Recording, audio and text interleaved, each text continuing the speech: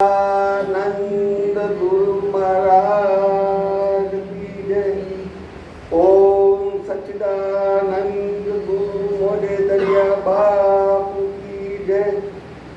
ओम सच्चिदानंद गुरु गुलाबनाथ बापू की जय।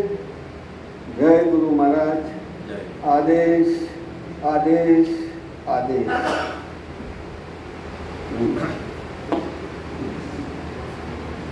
आज सर्वेમાં આપ સર્વમાં વિરાજમાન સત્ય સનાતન ગુરુ તત્વના ગુરુ મહારાજની કૃપાથી કોટી કોટી નમન।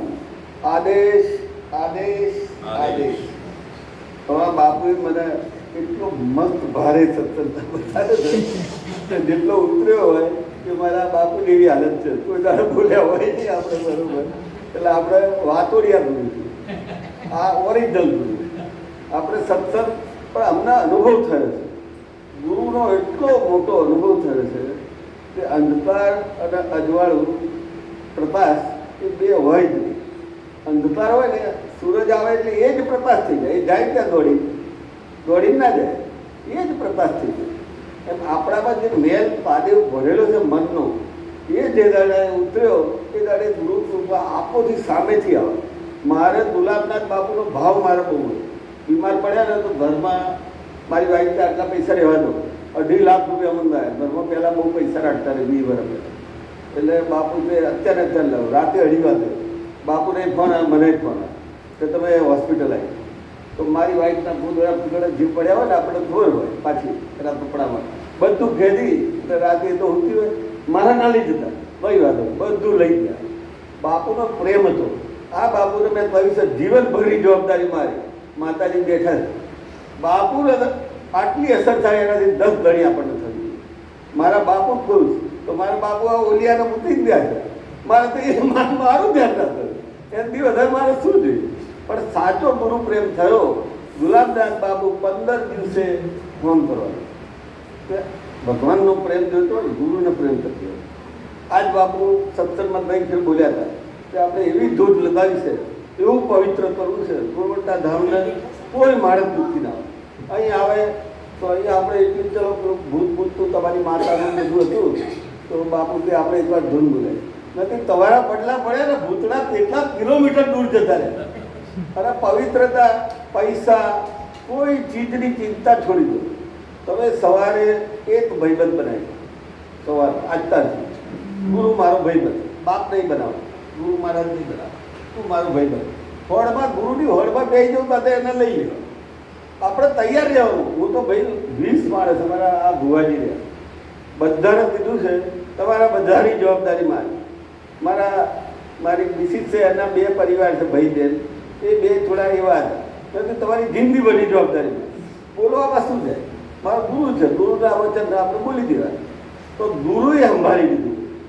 અહીંયા મેં તો તમારો પગ પડે ને, હવે મારે કોઈ ધૂળની જરૂર નહીં, તમે આવી આખી ધૂળનો પાછા આવી ગયો ભાઈ, મારે કોની જરૂર બોલો। અને વાસ્તવમાં મારા બાપાને અડધો વીઘો જગ્યા નથી, મારા 70 વીઘા જગ્યા। મેં જમીનનો ધંધો ચાલુ કર્યો કે મારા જાય આમના જેવા, મને તમે જમીન જ લો, એ ધંધો તમને ફાવશે। તેમ બાપા ખેડૂત હતા, તો ખેડૂતનો ધંધો કર્યો, પણ બાપુને માનતા માનતા બાપુ આખી રાત એટલો સત્સંગ ઉઘડાયો, અને સત્સંગમાં સાંભળવા જેવું કંઈ નહીં। કોઈ આપણે ખેતી કરીએ ને તો કોઈ દાણા વાયા, હસુભાઈ તમે ખેતી કરી, હમણાં જ બોલ્યા તો મારું ખેતરમાં જરાય આપતું ના હોય, ફર્સ્ટ નંબરનો ખેડૂત હું, એટલે જેમ ફર્સ્ટ નંબરના ખેડૂત બોલ્યા એમાં કોઈ છોડ નાનો હોય કોઈ મોટો, એમાં આપણે ચિંતા નહીં કરે કે આપણે નાના છીએ, પૈસા નથી, પૈસા આવી જાય આપણો।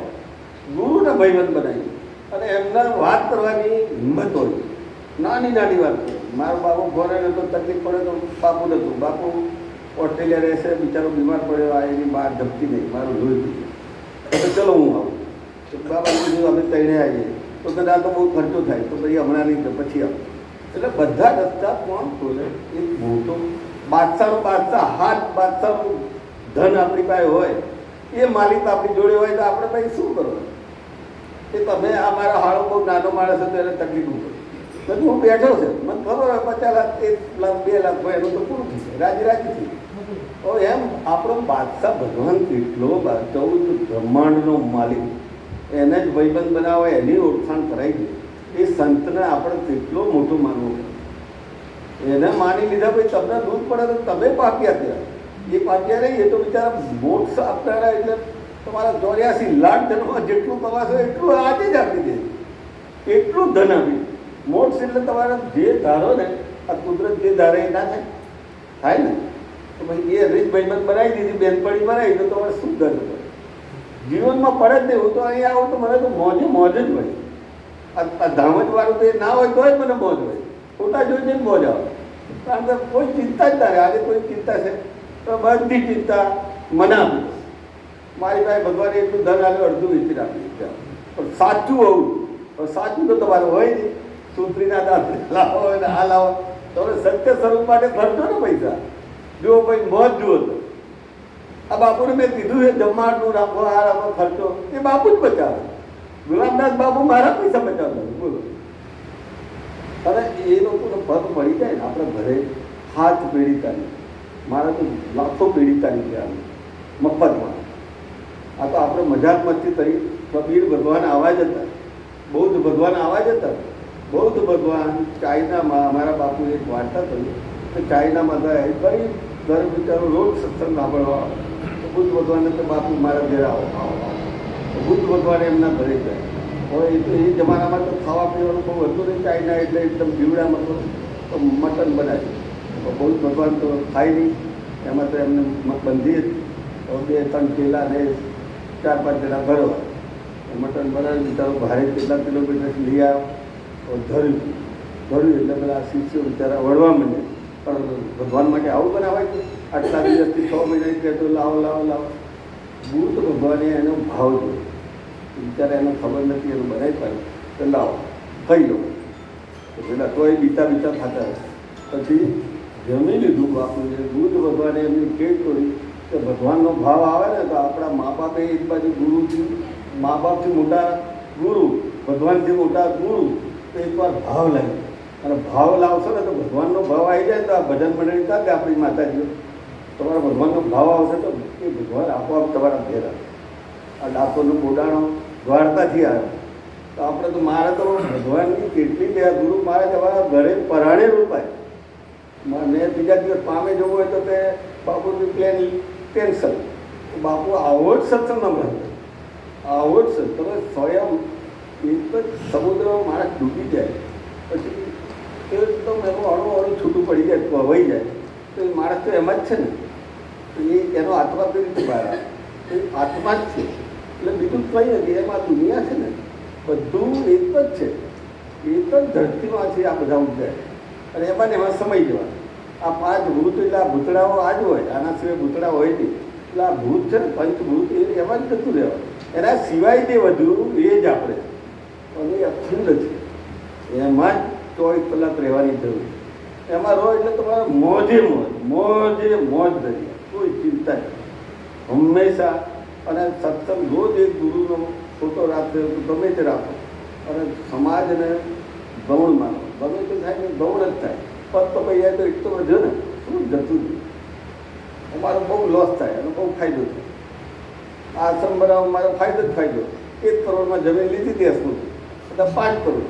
પણ અમે તો મારે આવા બાપલી આપે બધું આપનારો બેઠો છે. હવે એમ તો આપીશું.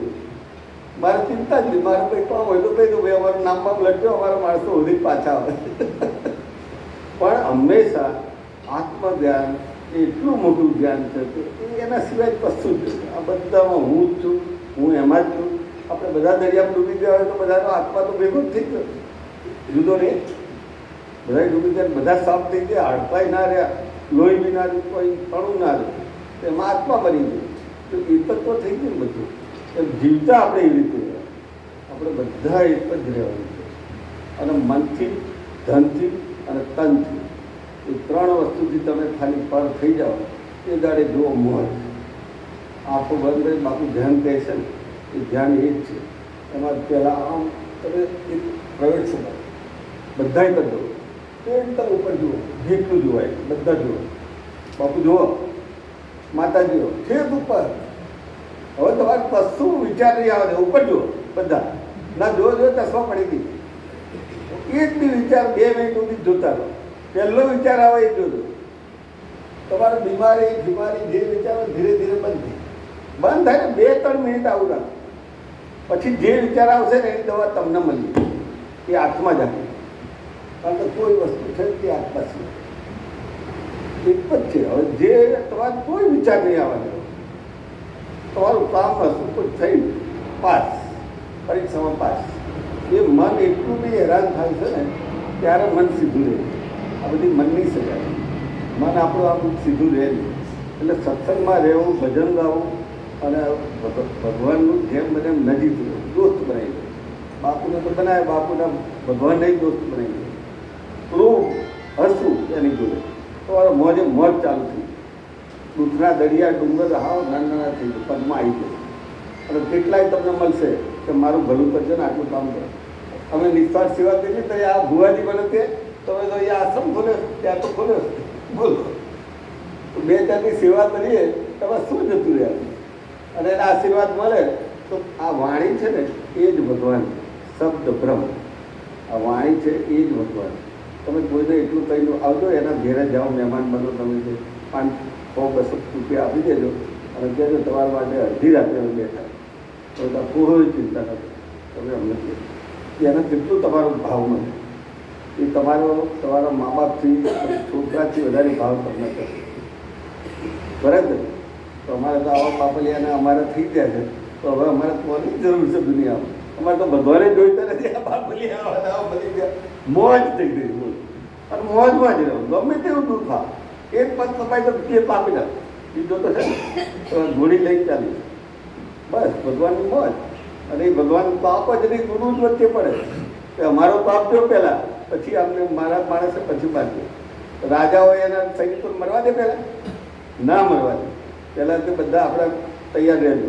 પોતાનો માણસ હોય એને હાથ હોય, બીજા બધા ચલો જે પદાર્થ ખાતા હોય નિષ્કામવાળા હોય ને એને તૂટાઈ લઈએ. અને જે સ્વાર્થી હોય ને એને મરવા દે. એટલે હંમેશા સ્વાર્થ નહીં, દોસ્તીમાં સ્વાર્થ નહીં, ઘરમાં સ્વાર્થ નહીં, જૂઠું બોલવું નહીં. સત્યમાં તાકાત એટલી બધી છે. સત્ય એક ભ્રમ છે. આમ સત્ય છે ને જે નથી, દેખાતું નથી, છે નહીં, એ જ સાચું છે. 2 જન્મની વચ્ચે આપણે ક્યાં હતા કોઈને ખબર નહીં. તો વચ્ચે આત્મામાં અહીંથી ત્યાં સુધી આત્મા છે તો આ દેખાય છે કિશોરભાઈ, હું ચંદ્રેશભાઈ, એમ વચ્ચે આત્મા છે. એ આત્મામાં જ જોવાય. આવું પણ જોડાય ને એમાં વચ્ચે આત્મા જ છે. એમાં થોડી વાર મન ફસાયું તો તમારું મોજે મળે. સવારે સાંજે થોડો પ્રયત્ન, બીમારી બી જતી આપોઆપ તો વહી જાય કંઈક બતાવી દે, આપોઆપ. અને નિષ્કામ સેવા કરો. કોઈ જગ્યાએ સ્વાર્થ માટે કંઈ જવું નહીં, આવું નહીં, કોઈ નહીં. એટલે ભગવાનની ગુરુની જેટલી સેવા કરશો, જેટલું મોજ માણશો ત્યાં જ મળશે. એના જેવા મારા ઘરે લગ્ન હોય તો આટલી મોજ ના હોય. અહીંયા તો મફતની વાવ, કોણ વાવા કરે મફત? અમારા આ ભુવાજી જેવા તો મારા આશીર્વાદ છે. બોલો હવે મારે તો એક બોલાવો તો 3 આવા, 3 દંડ આપેલા. હા, ગુરુ મારે કંઈ નહોતું. અમે 100 રૂપિયા અમે બાપા માંડતા હતા બહાર જવામાં. લગ્ન થયા તારે અત્યારે મોજે મોજ છે. 10 જણના 15 જણના હાથવી અને બધા મોજથી પૂછો અહીંથી જવું છે બાબુભાઈ જોઈ લો. ના પાડી જ તાર એને જ મજા આવતી હોય. આપણે આ વિભાભાઈ છોડી આવો ના જ છોડી. બોલો સદગુરુ મહારાજની જય.